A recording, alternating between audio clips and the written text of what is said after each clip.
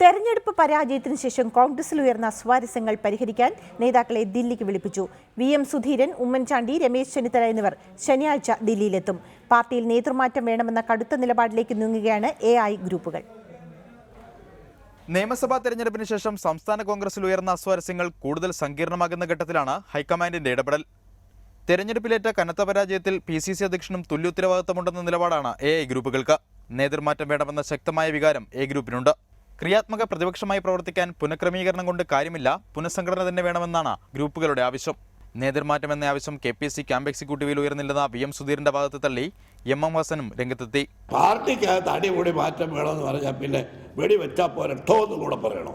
Booth തലം മുതൽ PCC തലം വരെ സംഘടന ഉടച്ചു വാർക്കണം എന്നാണ് അവിടെ ചർച്ചയുണ്ടായത്. VM സുധീരൻ കോൺഗ്രസിൽ സ്വന്തം ഗ്രൂപ്പ് ഉണ്ടാക്കാൻ ശ്രമിക്കുകയാണെന്ന ആക്ഷേപം AI ഗ്രൂപ്പുകൾക്കുണ്ട്.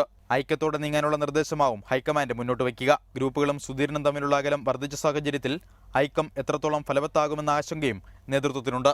റിപ്പോർട്ടർ, തിരുവനന്തപുരം.